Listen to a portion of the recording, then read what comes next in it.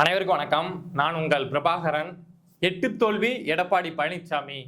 அதிமுகவை பாஜக கிட்ட அடகு வச்ச எடப்பாடி பழனிசாமி, அமித்ஷா கிட்ட சரணடைஞ்ச எடப்பாடி பழனிசாமி அப்படின்னு சொல்லிட்டு எடப்பாடி பழனிசாமி அவர்களை சுத்தி போகாத விமர்சனமே கிடையாது. உங்களுக்கே தெரிஞ்சிருக்கும்.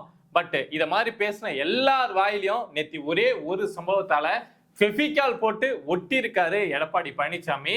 என்ன சொல்லிட்டு இருந்தாங்க அப்படின்னா, 2024 தேர்தலில் பிஜேபியை தனிச்சு கழட்டி விட்டாரு எடப்பாடி பழனிசாமி.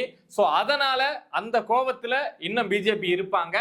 இந்த 2026 தேர்தலில் அவங்க எப்படியும் 3ல் 1 பங்கு சீட்டியாவது கோபத்துல இருக்காங்களே, 2024 எங்க கூட கூட்டணியில வைக்கல அப்படிங்கிற ஒரு கோபம் இருக்கும்ல. அவங்க இந்திய அளவுல அந்த மெஜாரிட்டி காமிக்க முடியாம அந்த அளவுக்கு பவர்ஃபுல்லா இல்லாம போனதுக்கு இங்க கூட்டணி அமையாமல் போனதும் பிஜேபிக்கு ஒரு காரணம். அந்த கோபம் அவங்களுக்கு இருக்கும்ல.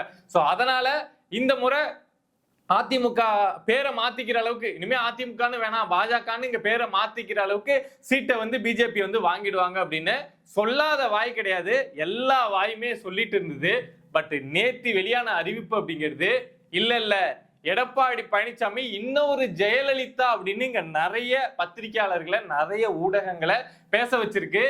27 சீட்டுல பிஜேபியை பேசி எடப்பாடி பழனிசாமி முடிச்சிருக்காங்க. உண்மையாலுமே ரொம்ப ரொம்ப ரொம்ப ரொம்ப பெரிய விஷயங்க. டெல்லியும் மிரட்டல, பள்ளியும் மிரட்டல, நான் நினைக்கிறது தான், நான் எடுக்கிற முடிவை தான் இங்க செய்வேன் அப்படிங்கிற மாதிரி 27 சீட்டை பிஜேபிக்கு ஒதுக்கி இருக்காரு.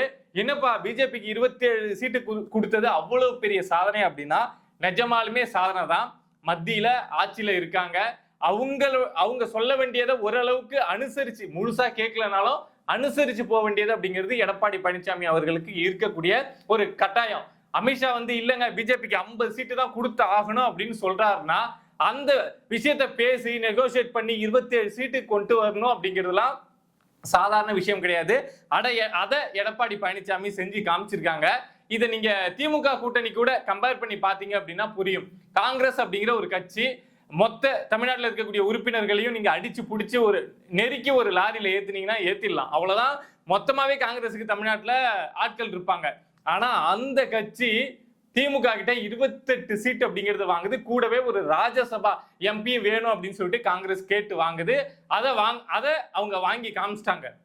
அப்படி இருக்கப்போ ஒண்ணுமே இல்லாம ஒரு காலத்துல மலை மாதிரி இருந்து இப்ப ஒண்ணுமே இல்லாம போன காங்கிரஸ் 28 சீட்டு பிளஸ் ராஜ்யசபா எம்பி திமுகவுல வாங்குறாங்க அப்படின்னா ஒரு காலத்துல எங்க பிஜேபி அப்படிங்கிறது ஒண்ணுமே கிடையாது. ஆனா இப்ப வளர்ந்து வளர்ந்து 10% குறைஞ்சபட்சம் 10% மேல ஓட்டு இருக்கக்கூடிய கட்சியா பிஜேபி இங்க நிக்கிறாங்க. அதை யாரும் இல்லைன்னு சொல்ல மாட்டாங்க.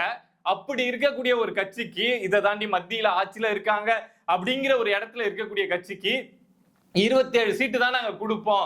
நம்ம மத்த விஷயங்களை இதை தாண்டி நிறைய கான்வர்சேஷன் அப்படிங்கிறது போயிருக்கும். 2029 தேர்தலை ஒட்டி நிறைய கான்வர்சேஷன் அப்படிங்கிறது போயிருக்கும். ஆனா இந்த இடத்த எடப்பாடி பழனிசாமி 28 சீட்டு கொடுத்தது ஒரு ராஜதந்திரமான அவர் ஒரு ஆளுமை தான் அப்படிங்கிறத ப்ரூவ் பண்ற ஒரு விஷயமா முடிஞ்சிருக்கு.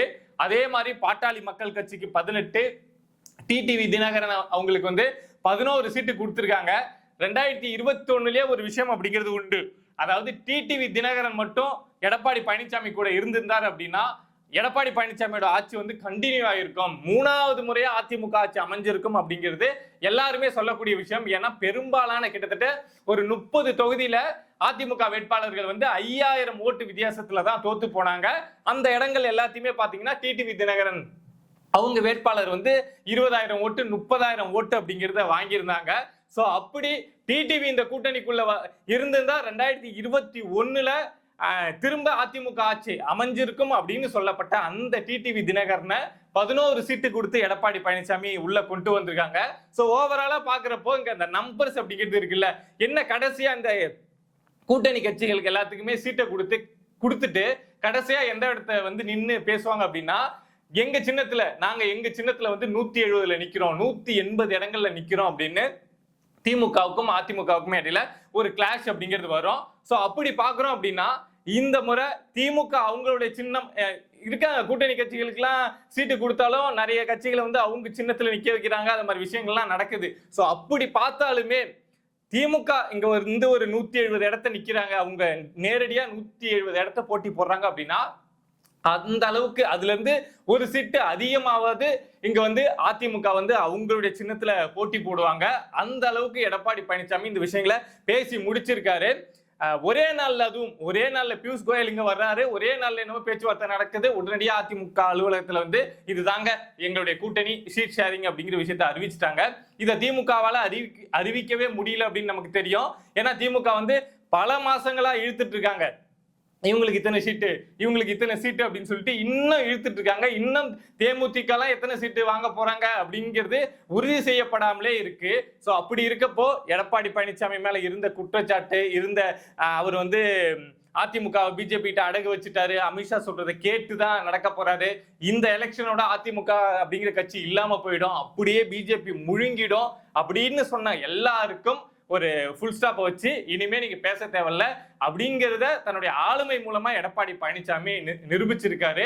நேற்று எனக்கே இந்த விஷயம் வெளியானதுக்கு அப்புறம் நிறைய பேர் அதை சோசியல் மீடியாவில் எழுதுனதோ நிறைய பேர் பேசினதை பார்த்தப்போ எனக்கே உண்மையாலும் அப்படிதானோ அப்படிங்கிற மாதிரி இருந்தது. எடப்பாடி பழனிசாமி இன்னொரு ஜெயலலிதா அப்படின்னு.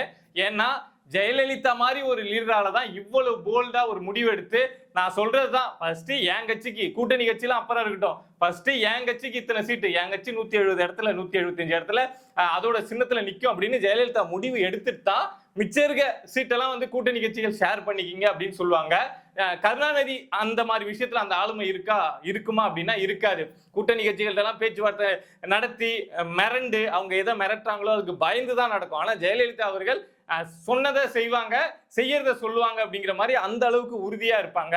சோ அதே மாதிரி எடப்பாடி பழனிசாமியும் அவருடைய இந்த சீட் ஷேரிங் விஷயத்துல ரொம்ப உறுதியா இருந்து இந்த விஷயத்த சாதிச்சு காமிச்சிருக்காரு. சோ இதுவே அதிமுக தொண்டர்களுக்கு ஒரு பெரிய எனர்ஜியை கொடுத்திருக்கோம். கிரவுண்ட்ல இருக்கக்கூடியவங்களுக்கு பரவாயில்ல, எடப்பாடி பழனிசாமி இந்த அளவுக்கு ஆளுமையோட செயல்பட்டு இருக்காரு, பிஜேபிக்கு பயப்பில்லை, அமித்ஷாவுக்கு பயப்பில்லை, இங்க யாருக்கும் பயப்பில்லை அப்படிங்கிற அந்த உற்சாகத்தை கிரவுண்ட்ல இருக்கக்கூடிய தொண்டர்களுக்கு, அதிமுக தொண்டர்களுக்கு கண்டிப்பா இந்த விஷயம் கொடுத்திருக்கோம். நான் ஏற்கனவே சொல்லியிருந்தேன், எடப்பாடி பழனிசாமி இத மாதிரி ஒரு விஷயத்தை நோக்கி தான் போவாங்க, அவங்களுக்கு இதை பத்தி என்ன வேணும் அப்படிங்கிற அந்த தெளிவு இருக்கு அப்படின்னு சொல்லியிருந்தேன்.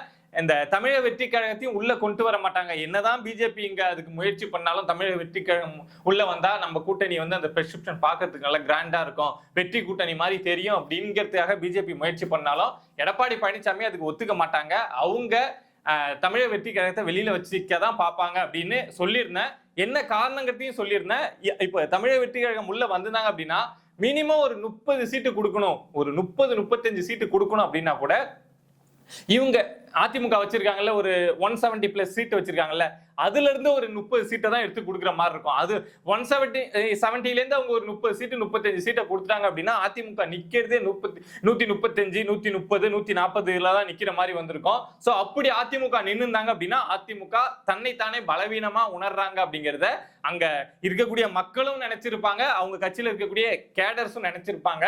140 இடத்த நின்று 135 இடத்த நின்று ஒரு கட்சி 117 இடங்கள் ஜெயிச்சு 120 இடங்கள் ஜெயிச்சு வந்து ஒரு சிங்கிள் மெஜாரிட்டியில ஒரு கவர்மெண்ட் ஃபார்ம் பண்ண முடியுமா அப்படின்னா அது ரொம்ப கஷ்டமா போயிருக்கும். சோ என்டிஏ அதாவது பாஜக வந்து விஜய் உள்ள வரணும், நம்ம வெற்றி கூட்டணியா தெரியணும் அப்படின்னு நினைச்சாங்க. பட் எடப்பாடி பழனிசாமி அது வேணாம், நான் பாத்துக்கிறேன் அப்படிங்கிற ஒரு தோனியிலே தான் இவ்வளவு நாளா ஹேண்டில் பண்ணிட்டு இருந்தாங்க. அதுக்கு காரணம் ஏடிஎம்கே வந்து 170+ நிக்கணும், சிங்கிள் மெஜாரிட்டியில வந்து இங்க வந்து ஆட்சியை பிடிக்கணும் அப்படிங்கிறது தான். அதுக்கான அடித்தளத்தை இப்ப ரொம்ப தெளிவா போட்டு முடிச்சிருக்காங்க.